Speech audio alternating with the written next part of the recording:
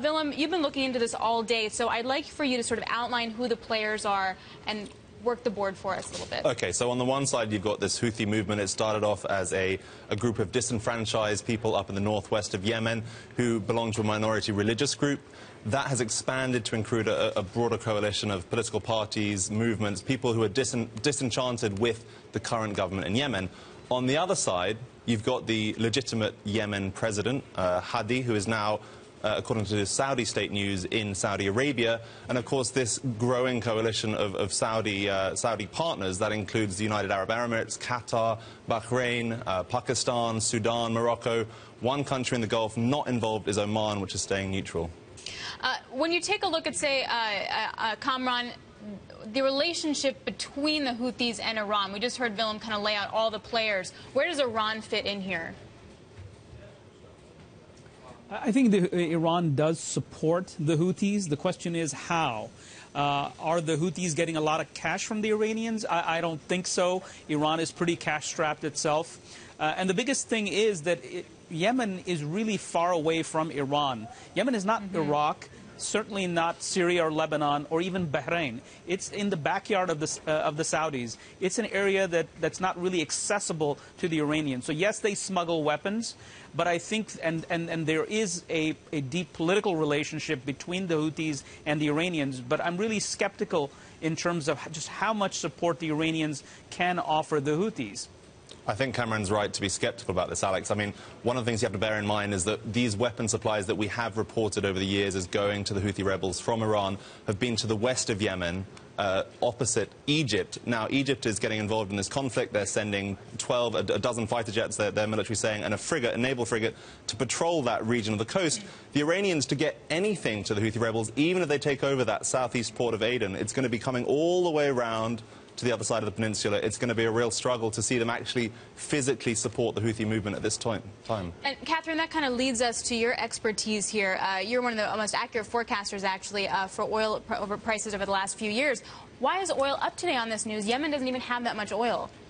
Yeah, that's a fair point, and I think what the market is really looking at, what sort of captured the market's imagination today, is Yemen's potential to disrupt shipping. So there's a very narrow strait that connects the Gulf of Aden to the Red Sea, and from the Red Sea, oil is able to transit on through the Suez Canal, the Sumed pipeline, and then into the Mediterranean and generally to European refineries.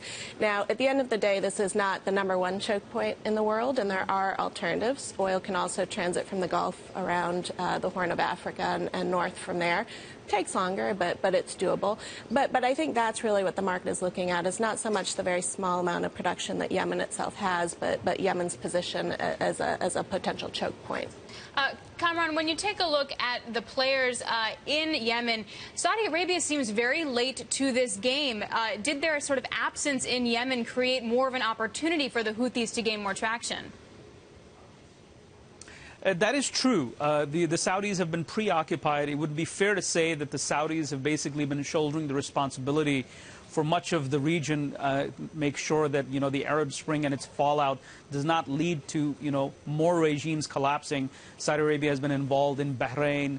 It's been dealing with the, efforts to topple Assad in Syria. It's a major player behind sustaining the government of President Sisi in Egypt. So, yes, Yemen has been low on their priority. But more importantly, the Saudi way of handling, traditional way of handling Yemen, playing factions off, has weakened the Yemeni state. And then came the Arab Spring, and they had to, ease out President Ali Abdullah Saleh and bring in his successor, President Hadi. That situation has allowed the Houthis to expand and project power beyond their core turf in the northwest of the country. One of the ironies here, Alex, of course, is that Ali Abdullah Saleh, the ousted president who left his position in 2012 after his palace was attacked in the capital, Sana'a, he was for a long time, back to 2005, bombing the hell out of these Houthis up in the northwest. It was a very, very protracted conflict up there. He's now actually allied with them because he wants to maintain his position, his status in Yemen. He has been long favored by the Saudis. He's sought protection there in the past. If President Hadi is now there as well, it's a very good thing, as Cameron is saying, it's a very good example of the Saudis wanting to maintain their influence in Yemen. And where does this wind up leaving the United States, Kamran? Because President Obama has said in the past that Yemen was a model for U.S. efforts, right, to fight terrorism by relying on training allied forces rather than risking American lives. Does that hold any water now? What does that strategy have to be changed? I think that's another irony in this, is that the allies, or sort of the seemingly natural allies of the United States in fighting jihadism in Yemen, Al-Qaeda in the Arabian Peninsula, and now with IS trying to expand its footprint in the country, is the Houthi movement. The Houthis are the enemies of the jihadists. And so, but in this case, we have a very confusing situation where the United States is also supporting the Saudi effort through intelligence and logistical support against the Houthis, while it needs the Houthis to fight the jihadists. It's the difficult balancing act of catering to Iranian and Saudi interests at the same time. Yeah, a confusing situation. I feel like you really said it all there. Catherine, when you take a look at the oil market, how long do you think this risk premium in the geopolitical market will last, and how much will it actually account for? Well, I think today's risk is actually probably a little bit overdone, given the actual risk of a disruption to exports from the Gulf.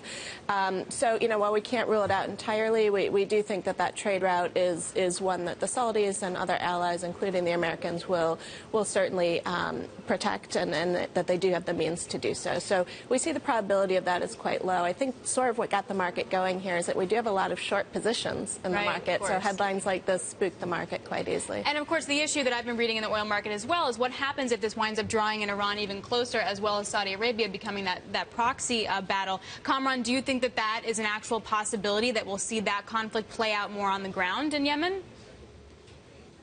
I think it's already playing out. I think the fact that the Houthis have risen and the Saudis have put a coalition to defeat a group that's not really that well aligned with Iran, as is, say, Hezbollah or the Iraqi Shiite groups or the regime of President Hafez al-Assad, that speaks volumes about how the geosectarian conflict is basically playing itself out.